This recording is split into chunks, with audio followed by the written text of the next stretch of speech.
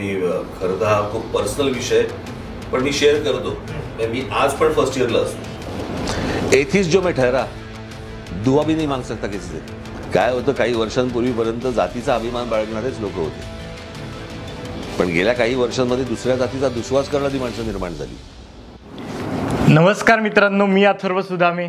कसे आहात सगळे? निवांत ना? तुम्ही किती जरी निवांत असाल तरी मी अजिबात निवांत नाही आहे. कारण काय, मी आज राज ठाकरे साहेब यांच्याशी गप्पा मारण्याचा प्रयत्न करणार आहे. त्यांनी आपल्याला वेळात वेळ काढून दिलेला आहे. तर नमस्कार साहेब. सर, मला प्रश्न आहे की नक्की मी सुरुवात कुठनं करू? तर मी एक पत्र तुमच्यासाठी खास लिहिलं आहे, ते आधी वाचून दाखवू का? जमलेल्या तमाम हिंदू बांधवांनो, भगिनींनो आणि मातांनो, सगळ्यांना माझा नमस्कार. आता खरं तर ही काय एखाद्या पत्राची सुरुवात असू शकत नाही, पण चांगदेवांना प्रश्न पडला होता, तोच मलाही पडलाय. मायना काय लिहावा? प्रिय राज ठाकरे म्हणायचं तर वयाचं अंतर, माननीय म्हणायचं तर ते अंतर तुम्हीच मिटवलेलं. माननीय शब्द खूपच फॉर्मल होतो, मग तिथं फक्त वाक्यांची देवाणघेवाण होते, संवाद होत नाही. तुम्ही ते अंतर कधीच भासू दिलं नाही. माननीय हा उल्लेख व्यासपीठावर योग्य ठरतो, पण पत्रात तर आपलेपणा असतो, त्यामुळे तो मायना टाळला. सुरुवात कशी करावी यावर इतका वेळ जायला लागला की म्हणलं मग राहू दे. ज्या वाक्याने तुमचा आणि माझा संवाद सुरू झाला तेच वाक्य वापरावं. साहेब, तुमची ती पुण्यातली सभा, लाख लोक समोर होते, मी होतो लाखातला एक. तुम्ही सभेला सांगत होता, पण वाटत होतं की माझ्याशीच संवाद करताय, तुमचे मुद्दे पटवून देताय. माझे बाबा बाळासाहेबांचा जसा उल्लेख करायचे, जे सांगायचे तेच वाटत होतं. मला माझा नेता मिळाला. पहिल्यांदा आपण भेटलो तेव्हा अंतर होतं जवळपास 100 फूट. ते 50 फुटावर आणलं तुमच्याच रीलबाजमुळे. अजूनही तो दिवस आठवतो. आपल्या लाडक्या शिक्षकाने वर्गात येऊन अचानक उठवून जर सांगितलं, तू शाळेचा हेडबॉय, तर कसं वाटेल? तसं काहीसं वाटलं. म्हणजे आपण पांडुरंगाच्या दर्शनाला जावं आणि त्यानेच आपल्याला हाक द्यावी, तसं काहीतरी ते होतं. आपट्याचं पान कसं दसऱ्याच्या एका दिवसात सोनं होतं, तसं झालं.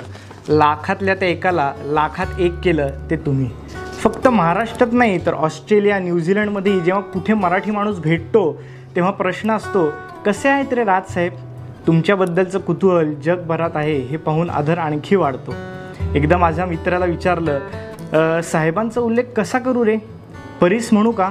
तर म्हणाल, नको, तुलाच म्हणतील परीस म्हणजे दगड असतो, माहीत नाही का सुदामे? म्हणलं, ते मजेत म्हणू शकतात, पण आपली संस्कृती दगडातला देव पाहणारी आहे. खरंच गेल्या काही भेटीत जाणवलं की लोक तुम्हाला मित्रांचा मित्र का म्हणतात. काही प्रॉब्लेम असेल तर तुमच्याकडे का घेऊन येतात?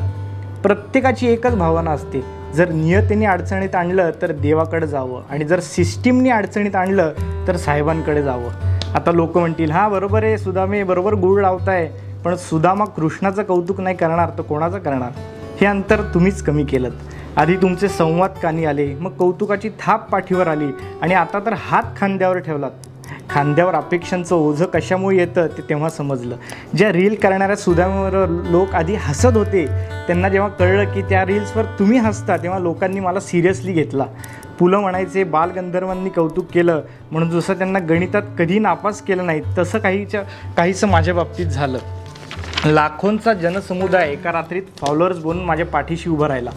मराठी माणसाचं कसं, जोवर कोणी मोठं कौतुक करत नाही तोवर आपण कौतुक करायचं नाही, हा स्वभाव. आता मराठी माणसाचा स्वभाव आम्ही तुम्हाला काय सांगणार, पण साहेब, तुम्ही आम्हाला भारावलेले क्षण दिले, तुम्ही अंतर कमी केलं, आयुष्यभर जपण्यासाठीचे क्षण दिले, अनेक विषयांवर आम्हाला समृद्ध केलं. भाषणातली कळकळ फक्त शाब्दिक नाही, ते तुमच्या बोलण्यातनं सुद्धा दिसते. आणि कधी कधी स्वतःचं कौतुकी वाटतं की आपण अवखळ वयात का होईना आपण योग्य नेता निवडला. तुमचं भाषण ऐकताना तुमच्याकडून एक गोष्ट नक्की शिकलो की कुठं थांबायचं. थांबतो तसे रील्सवाल्यांना 1.5 मिनटं असतो. थँक्यू. तर हे लिहिलं होतं साहेब तुमच्यासाठी. आणि मला पहिला, आता हा पत्र झालं, पहिला प्रश्न हा आहे की जसं जेव्हा लता मंगेशकर गातात तेव्हा त्यांच्या मागे एक ऑर्केस्ट्रा असतो मोठा, तर तुमच्या आयुष्यातला तुमचा ऑर्केस्ट्रा कुठला? ऑर्केस्ट्रा जनता, तुमची जनता.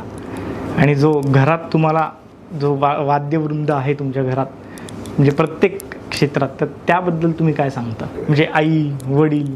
हो, आईचा धाक असतो. म्हणजे काही वेळेला सभांना जाताना आई सांगायची मला आता की बघ रे बाबा, जास्ती शिव्या देऊ नको. आता मी काही ते शिव्या देत नाही, पण काहीतरी भाषण करताना त्या उत्स्फूर्तपणे येतात, पण त्याला काही त्याचा अर्थ तसा नसतो. पण रिॲक्शन्स असतात, चांगलं झालं भाषण, वाईट झालं. पत्नी शर्मिला त्याच्यामध्ये असते, ती सांगत असते, किंवा मुलं सांगतात काहीतरी चांगलं झालं किंवा काय झालं किंवा रटाळ झालं, तो रिस्पॉन्स असतोच आणि घरून मिळणारा खरा असतो. तेच मला विचारायचं होतं की जेव्हा घरचे रिस्पॉन्स देतात तेव्हा आपण काही केलं किंवा जे आपलं पब्लिक डिस्प्ले असतो आपण जे करतो ते, आणि लोक तर बोलतातच, पण जेव्हा घरचे बोलतात तेव्हा तुमची रिॲक्शन काय असते? नाही, काही नाही, ऐकून घेतो. शेवटी ते पण एक प्रेक्षकच आहेत ना. बरोबर. माझ्यासाठी ते श्रोते आहेत. बरोबर. त्यांच्याकडनं आलेली रिॲक्शन आहे ती, त्याला तुम्ही आर्ग्युमेंट नाही करू शकत. बरोबर. आणि मग तुम्हाला लहान असताना आईचा जास्ती धाक होता का वडिलांचा धाक होता? दोघांचाही होता, पण आईचा जास्ती. आता तुम्ही 3 भूमिकेत आहात, एक वडील, मुलगा आणि तुम्ही आता आजोबा पण आहात, तर तुम्हाला ह्याच्यातली सगळ्यात जास्ती भूमिका कुठली आवडते? आजोबा. का बरं ती जास्ती का? याचं कारण मुलगा असताना कधी काही गोष्टी कळल्या नाहीत, एन्जॉय करत होतो. पण जेव्हा मला मुलगा झाला तेव्हा मी राजकारणाच्या सगळ्या फेऱ्यामध्ये होतो. मी अनेकदा सांगतो की माझ्याकडे एक फोटो होता अमितला घेतलेला कडेवरती, आणि मी बराचसा दौऱ्यावरतीच असायचो. एकदा घरी आल्यानंतर मला शर्मिलाने मला विचारलं की त्याला विचार बाबा कुठे आहे. म्हणून मी त्याला विचारलं, म्हटलं बाबा कुठे रे? आणि फ्रेममध्ये दाखवलं. कारण ते रोज ते बाबा बघ असं ते तिकडे असायचं. तर त्याच्यामुळे ज्यावेळेला नातू झाला त्यावेळेला ते बालपण कळायला लागतं आपल्याला, की आपण पण कशी ग्रो होत गेलो किंवा आपल्याला पण कसे वाढत गेलो हे समजायला लागतं. नाही तोपर्यंत समजत नाही. मग तुम्ही वडील म्हणून स्ट्रिक्ट होता म्हणजे आहात का? नाही, कधी नाही स्ट्रिक्ट. खरं तर हा प्रश्न तुम्ही अमित किंवा उर्वशीला विचारला पाहिजे. पण मला अजूनही आठवतं, एकदा मला शर्मिलाचा वरून रडत रडत फोन आला की रडत ताबडतोब वरती आहे. वरती गेलो, मला काही कळे ना काय झालं. तर हा अमित बसला होता, आजीच्या डोळ्यात पाणी, शर्मिला रडतीये. म्हटलं काय झालं? त्याला सांग तो अभ्यास करत नाही, त्याला बघ किती मार्क पडले. तर मला हसायलाच यायला लागलं. तर मला म्हणे हसतोच काय? म्हटलं मी कुठच्या तोंडाने बोलू? अभ्यास कर हे मी कुठच्या तोंडाने सांगू त्याला? तुम्ही जेव्हा 10वीत होता तेव्हा तुमचा जेव्हा रिझल्ट यायचा तेव्हा तुमच्या घरातल्यांची काय? मला 10वीच्या वेळेला, परीक्षेच्या वेळेला बाळासाहेब, मा, आई आणि माझे वडील चौघे बसले होते. मला बोलवलं आणि मला फक्त एवढंच सांगितलं होतं, पास हो. तिकडेच गटांगळ्या खात बसू नको, फक्त पास हो. बाकी त्यांची काही अपेक्षा नव्हती. आणि मला आत्तापर्यंत वाटत होतं की मला 37% पडलेत. पण मग मध्यंतरी माझ्या हातामध्ये मार्कशीट आली 10वीची. माझ्या एका मित्राने मला दिली ती. 42% आहे तो. साधं सुद्धा नाही ते. हां, मग मी आपला उगाच मला स्वतःला समजवतो 37%, 42% आहेत. तेव्हा तुमचं स्वप्न काय होतं? की म्हणजे पहिली गोष्ट आपण एखादी लहानपणी बघतो की मला असं काहीतरी व्हायचंय, म्हणजे ते आपण होतो नाही होत ती वेगळं. नाही, मला पहिल्यापासून कसं होतं, आमच्या घरामध्ये चित्रकार बाळासाहेब काय, वडील काय, त्याच्यामुळे चित्रकारिता होतीच, चित्र काढायचोच. उद्धव मला असं वाटतं ज्यावेळेला ह्याला जे स्कूल ऑफ आर्टला गेले त्याच्यानंतर मला असं वाटलं की बाबा आर्ट्स, कॉमर्स, सायन्स हे काही माझ्यासाठी नव्हतंच कधी. मी आज पण फर्स्ट इयरला असतो, कळलं का? त्याच्यामुळे मला असं वाटलं की चित्रकला या दृष्टिकोनातनं स्कूल ऑफ आर्टला जावं आपण. नंतर मी ज्यावेळेला मी 83ला 10वी पास झालो, 85ला बाळासाहेबांनी आणि माझ्या वडिलांनी ब्रश खाली ठेवला. मार्मिकला 25 वर्ष पूर्ण झाल्यानंतर. आणि त्याच्या अगोदरपासून मी मार्मिकसाठी व्यंगचित्र करायला लागलो होतो. आणि 85ला मला मार्मिकची सगळीच व्यंगचित्र मला करायला लागायला लागली. आणि मग त्याच्यानंतर मी कॉलेज सोडून दिलं. तर त्याच्यामुळे मी ग्रॅज्युएट नाही आणि गरजही भासली नाही कधी मला त्या गोष्टींची. तेव्हापासून मग व्यंगचित्रकला. पण कॉलेजमध्ये असताना मी अनेकदा सांगितलं मला की माफ करा, मला वॉल्ट डिझनी स्टुडिओमध्ये जाऊन ॲनिमेटर व्हायचं होतं. अच्छा. पण काही संपर्काचं काही साधनच नाही. त्या आत्तासारखे काही मेल नाही, ईमेल काही काहीच माहीत नाही ना. कोणाला संपर्क साधायचा, कुठे चिठ्ठी पाठवायची, तुमचं काम कोणाकडे पाठवायचं, काहीच माहीत नाही. तर त्याच्यामुळे जरा थोडा घसा खराब आहे, मला समजून घ्या. तर त्याच्यामुळे पण ते मग इथे राजकीय व्यंगचित्रकला काय, माझ्या घरात बादशाह बसले होते.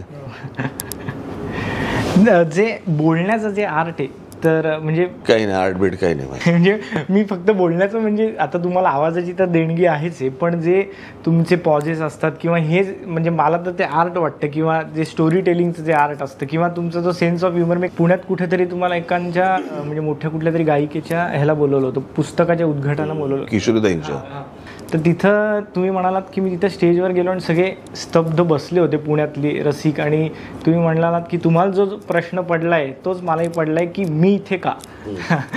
तर हा मला खूप एक नेक्स्ट लेवलचा एक सेन्स ऑफ ह्युमर वाटतो. तर हे तुम्हाला कसं सुचतं? अरे खरं आहे ते.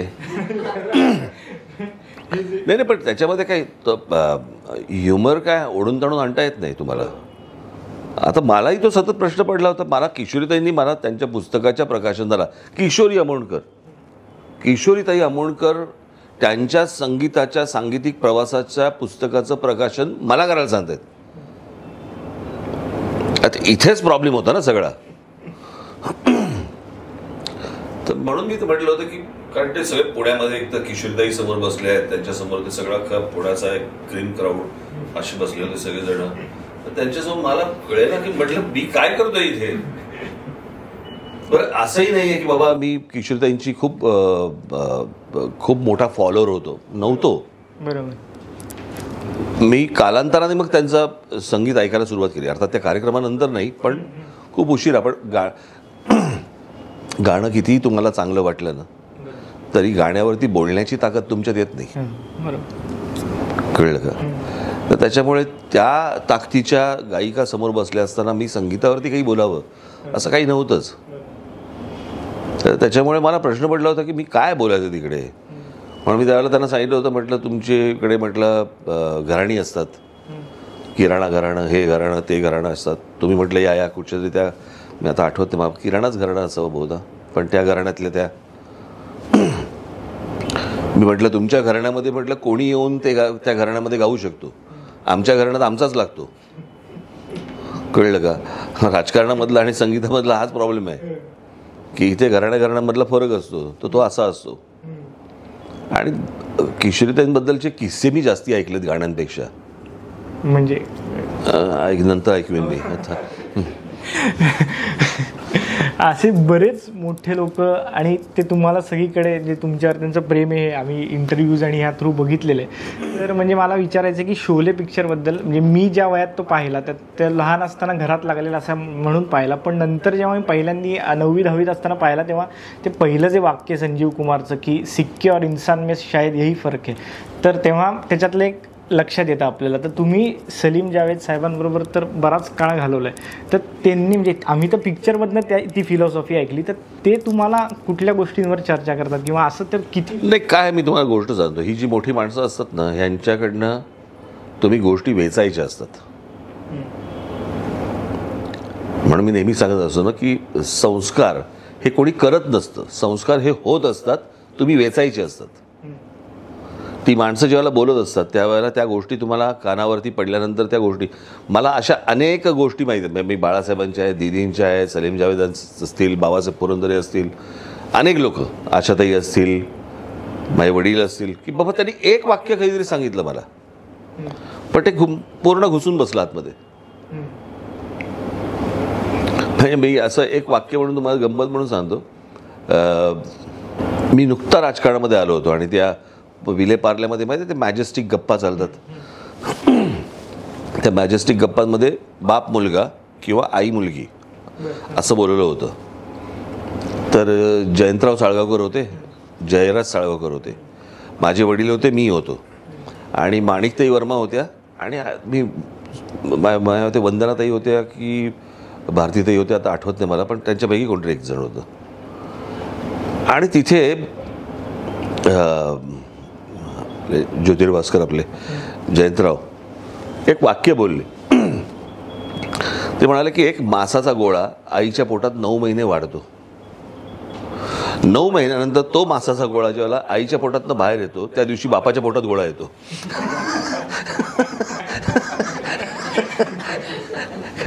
आता हे एकदाच बोलले होते, पण मला इतकं फटकं ते लक्षात राहतं.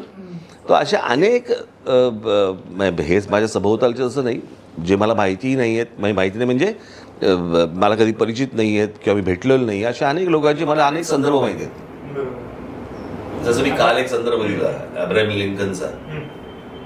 अब्राहम लिंकनचं एक वाक्य आहे की कधी तुम्ही कोणाला क्लॅरिफिकेशन द्यायला जाऊ नका, कारण जे तुमच्यावरती प्रेम करतात ते क्लॅरिफिकेशन मागत नाहीत, आणि जे तुमचा दुस्वास करतात ते क्लॅरिफिकेशन ऐकत नाहीत. सो कशा जायचं, द्यायला जायचं. सो अशी छोटी छोटी वाक्य असतात किंवा ते तुमच्यावरती संस्कार करून जातात. आता सलीम साहेब किंवा जावेद साहेब किंवा असे अनेक लोक आहेत. म्हणजे मी तुम्हाला एक मी खरं तर हा खूप पर्सनल विषय पण मी शेअर करतो.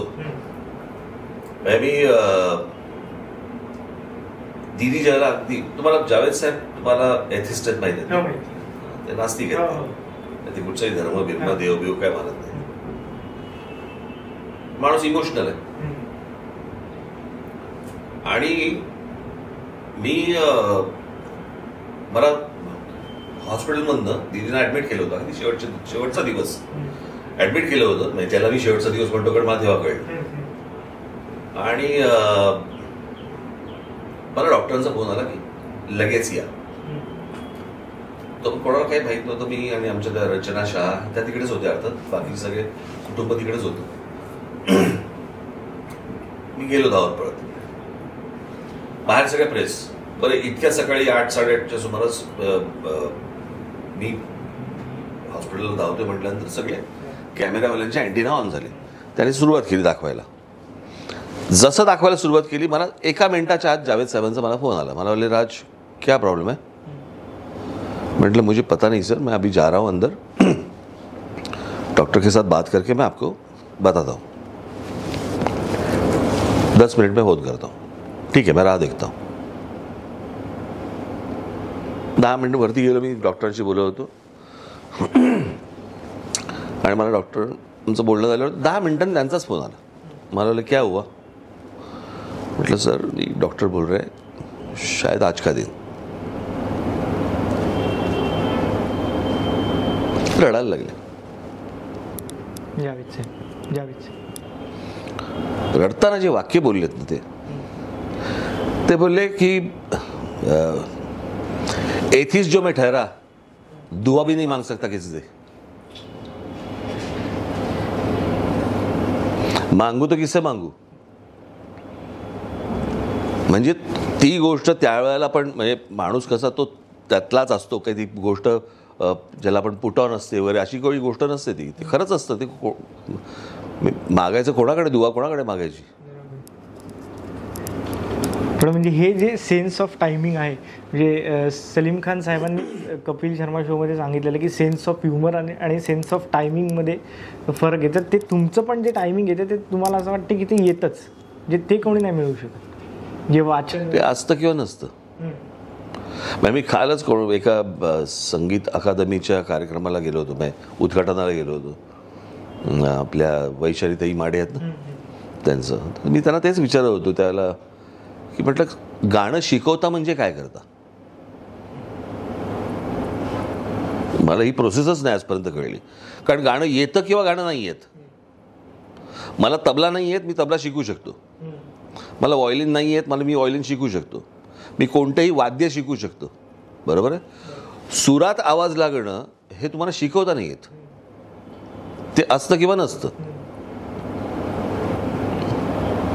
सो तशी ती गोष्ट असते. तुम्हाला ते काय टायमिंग ह्युमर ही गोष्ट असते.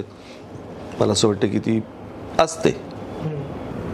आणि मला खूप लोकांनी हा प्रश्न तुम्हाला विचारायला सांगितला की जे आम्ही जेव्हा लहान होतो तेव्हा ऐकलेले की मायकल जॅक्सन जेव्हा आलेले इंडियात तर ते कसे आलेले आणि ती प्रोसेस कशी होती, कारण का ते एकदाच आले त्याच्यानंतर? नाही, मला विचक्राफ्ट नावाची कंपनी होती, आहे रादर विचक्राफ्ट.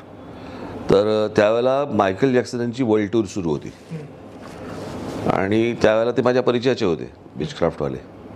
आणि त्यांनी मला असं विचारलं की आपल्याला तुम्ही जर सपोर्ट केलात तर मायकल जॅक्सन आपल्याला मुंबईत आणता येईल. तर म्हटलं मायकल जॅक्सन आहे तो? तर म्हटलं निश्चित. आणि मग त्याचा करस्पॉन्डंट झाला, कोण रिसिव्ह करणार आहे काय वगैरे त्यांच्याकडनं कळलं. मग त्यांनी पण कोणती फॅमिली रिसिव्ह करणार आहे तुम्हाला काय वगैरे ते सगळं झाल्यावरती आले ते. पण मग त्यांचा शो होता प्रॉपर ते? हो, म्हणजे अंधेरी स्पोर्ट्स कॉम्प्लेक्सला तुम्ही आत्ता जो हॉलिवूड बघताय ना, आपला बॉलिवूड काय जो कोणी मला असं वाटतं फक्त अमिताभ बच्चन नव्हते त्यावेळेला, पण बॉलिवूड, अख्खा बॉलिवूड हे खाली ग्राउंडवरती नाचत होतं आणि समोर मायकल जॅक्सन नाचत होता. ही ताकद होती ती. आता हे जे कोण तुमचे आता कोण कोल्ड प्ले वगैरे कोण येत आहेत बितात वगैरे मला माहीत नाही, पण जॅक्सन तो ऑरा. तर आणि हे जे फिल्म्स आहे आणि घरात पण तुमचं संगीत होतं, तुमचे वडील, मग तुम्ही कधी शिकायचा प्रयत्न केला ना? मी प्रयत्न भरपूर झाले, यशस्वी नाही झाले. तुम्ही म्हणजे वाद्य वगैरे येतं तुम्हाला? नाही रे बाबा. आता मला प्रश्न विचारायचा की आत्ता आपल्या मराठी भाषेला अभिजात भाषेचा दर्जा मिळाला, तर आता भरपूर लोकांनी तुम्हाला तुमचंच हे लावलं होतं स्टेटस. म्हणजे आम्ही तर जेवढं पाहिलं तेवढं सगळ्या सोशल मीडियावर तुमचंच हे दिसत होतं. तर तुमचं याच्यावर काय म्हणणं तुम्हाला? नाही, हे काय माझ्या एकट्याचा विषय नाही. हा असंख्य मराठी अनेक साहित्यिक, अनेक त्याच्यामध्ये काम केलेल्या लोकांचं योगदान आहे त्याच्यामध्ये. आणि गेले अनेक महिने वर्ष रंगनाथ पाठारेंपासून अनेक लोकांचं योगदान त्याच्यामध्ये खूप मोठं आहे. पहिलं पत्र जे पाठवलं एखाद्या राजकीय पक्षाने ते आमच्याकडनं गेलं त्यावेळेला केंद्र सरकारला, आणि त्याची भूमिका सातत्याने आम्ही मांडत आलो. आणि त्या दिवशी ज्यावेळेला पंतप्रधान ज्यावेळेला इथे मुंबईमध्ये आले होते त्यावेळेला त्यांच्याकडे मी त्यांच्यासमोर व्यासपीठावरनं त्यांची मागणी केली. आणि ती मागणी केल्यानंतर आता ते त्यांनी जाहीर केलं. त्याच्यामुळे कदाचित लोकांना ते एवढं वाटत असेल, पण मला असं वाटतं की हा मराठी माणसासाठी खूप महत्त्वाचा आणि आनंदाचा क्षण आहे. त्याच्यासाठी मी केंद्र सरकारचे आभार मानले, पण हा सगळ्यांचा कलेक्टिव्ह असा प्रयत्न आहे, हा काय एकट्या माझा नाही आहे. बरोबर. आणि मला फक्त शेवटचं एवढंच विचारायचं की जे मराठी तरुण आहेत तर त्यांना तुम्ही काय सांगाल, म्हणजे काय सल्ला द्याल? कारण का मी एक फक्त जे मी पाहिले ते सांगतो की आपली जी मराठी बरीच मुलं असतात ते पटकन कुठलंही काम करायला किंवा हे करायला पहिलं जे असतं ते त्यांचं नाही, हे मला नाही आवडत, हे मी नाही करणार, असं बऱ्याच ठिकाणी आढळतं. किंवा नाही, मला नाही असं वाटत. आपण खूप मराठी मुलांना मुलींना आपण खूप अंडर एस्टिमेट करतो. मुळात आपल्याकडे असलेली कामं ही त्यांच्यापर्यंत पोहोचत आहेत का? मी अनेकदा सांगत आलो की अनेक आता आपल्या महाराष्ट्रामधल्या अनेक गावांमधली मुलं आहेत, बरोबर आहे, जे रोजगार शोधत आहेत. त्या दिवशी माझ्या भाषणात पण बोललो, माझ्या मुलाखतीत पण बोललो की आज आपण म्हणतो की आज मुंबईमध्ये, ठाण्यामध्ये, पुण्यामध्ये, नाशिकमध्ये, अनेक महाराष्ट्राभर अनेक ठिकाणी साधारणपणे तुम्हाला रिक्षा किती आहेत माहिती आहेत का तुम्हाला? 1 कोटीच्या वरती रिक्षा असतील, बरोबर. त्यातले साधारणपणे 40% ही मराठी मुलं असतील चालवणारे, त्याच्याहून कमी असेल. बाकीचे हे तुम्हाला सगळे बाहेरचे मुलं दिसतात, UPचे, बिहारचे वगैरे वगैरे. इथे रिक्षाचा परवाना वाटप होणार आहे हे त्यांना कसं रे कळलं? माझ्या महाराष्ट्रातल्या मुलांपर्यंत का नाही पोहोचवलं जात? तुमच्याकडे टॅक्सीचे परवाने निघणार आहेत, तुमच्याकडे कसलेही परवाने निघणार आहेत, हे तर राज्य सरकार करतं ना. मग हे राज्य सरकार माझ्या महाराष्ट्रातल्या ग्रामीण भागातल्या मुलामुलींपर्यंत का नाही पोचवत? बाहेरच्या राज्यातली मुलं येऊन जर समजा ती गोष्ट करू शकतात, माझ्या मुलांपर्यंत का नाही जात? त्याच्यामुळे आपण एक सरसकट बोलणं की आपली मराठी मुलं काम नाही करत, तुम्ही अशी जागा दाखवा मला. हे बघा, ज्याचं स्किल असतं ना तिकडे तुम्ही काही नाही करू शकत. म्हणजे तुम्ही समजा कार्पेंटरी पाहिलीत तर तिकडे तुम्हाला एक तर राजस्थानी दिसतील किंवा मुस्लिम दिसतील, मग तुम्ही म्हणाल की तिकडे बंगाली गाणं दिसत, तामिळ गाणं दिसत, त्यांचं काम आहे ते. सो प्रत्येकाचा एक DNA असतो, त्याप्रमाणे प्रत्येकजण काम करत असतो.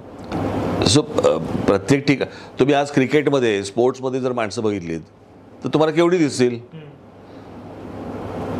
आज तुम्ही समजा इंडियन आर्मीमध्ये जर समजा आपण जवान पाहिले तर महाराष्ट्राचे केवढे दिसतील, बरोबर आहे. आता त्याच इंडियन आर्मीमध्ये मला गुजराती किती आहेत दाखवा, नाहीच आहेत, बरोबर की नाही. मग त्यांच्याकडे कोण बोलतं का. आपल्याकडेच आपल्या लोकांबद्दल, आपल्या मुलांबद्दल, मुलींबद्दल बोलायची एक पद्धत आहे की आमची मराठी मुलं अशी आहेत, आमची मराठी मुलं काम नाही करत. काय काम नाही करत.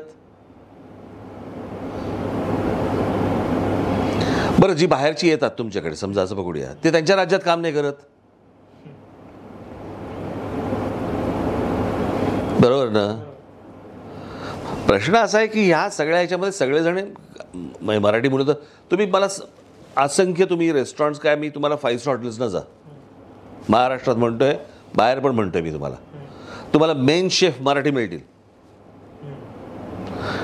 त्यांच्या खालचे जे अनेक शेफ असतात तेही तुम्हाला मराठी मिळतील. प्रत्येक ठिकाणी आहेत मुलं.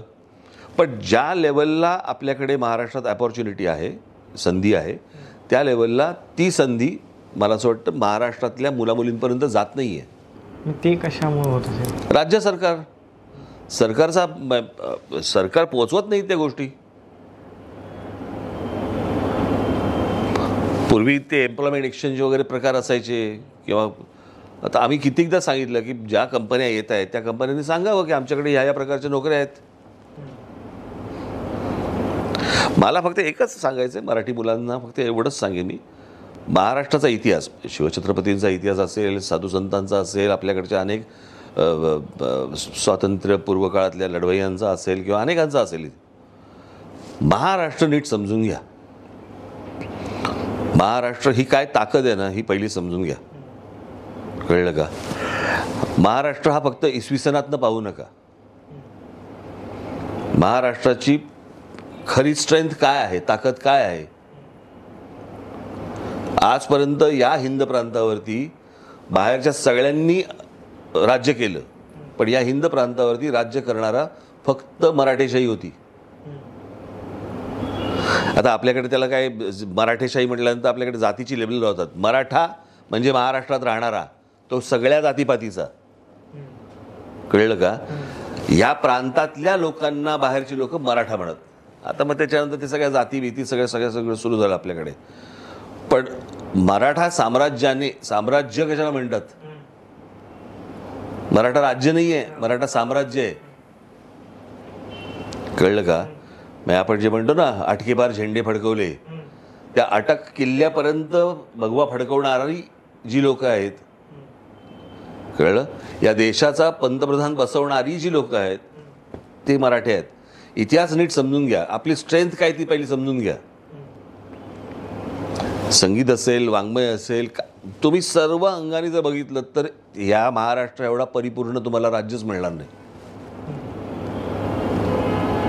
मिळणारच नाही तुम्हाला. मला असं वाटतं ती गोष्ट आपण समजून घेतली पाहिजे. आणि मराठी म्हणून, महाराष्ट्र म्हणून एकसंघ राहिलो पाहिजे. जातीपातीत विभागून चालणार नाही. समोरच्यांना जे हवंय ते आपण नाही देऊ, आपल्याला पाहिजे ते आपण केलं पाहिजे. पण म्हणजे ह्याला तेवढीच लोक पण जबाबदार आहेत. अर्थातच लोक जबाबदारपेक्षा राजकारणी जबाबदार आहेत या सगळ्या गोष्टीला, कळलं का. काय होतं, काही वर्षांपूर्वीपर्यंत जातीचा अभिमान बाळगणारेच लोक होते, पण गेल्या काही वर्षांमध्ये दुसऱ्या जातीचा दुस्वास करणारी माणसं निर्माण झाली, कळलं का. हे राजकारणांमुळे, अजून कोणामुळे नाही. प्रत्येकाला आपल्या जातीबद्दल अभिमान असणं किंवा आवडणं हे मी समजू शकतो, पण दुसऱ्या जातीचा दुस्वास करणं हे कशात बसतं, त्याची आवश्यकता नाही. आणि मला असं वाटतं की महाराष्ट्रातल्या तरुणांनी याच्यापासून दूर राहिलं पाहिजे. तुम्ही तुमचं भविष्य आणि महाराष्ट्राचं भविष्य घडवावं. आणि सर, उद्या 10 ऑक्टोबरला एक नंबर हा चित्रपट येतोय, तर त्याबद्दल काय सांगताल. म्हणजे आता ते सगळी लोक बघणार आहेतच, पण तुम्ही काय सांगाल पर्सनली. नाही, मला असं वाटतं की हा काही राजकीय चित्रपट नव्हे. आपण बघाच तो चित्रपट, पण माझी महाराष्ट्रातल्या किंवा बाहेरच्या सर्व मराठी लोकांना माझी विनंती आहे की सहकुटुंब जाऊन त्यांनी हा चित्रपट निश्चित पाहिला पाहिजे. आणि मला नक्की खात्री आहे त्यांना तो आवडेल. Yes sir, thank you so much, तुम्ही वेळ दिलात. Thank you so much. झालं.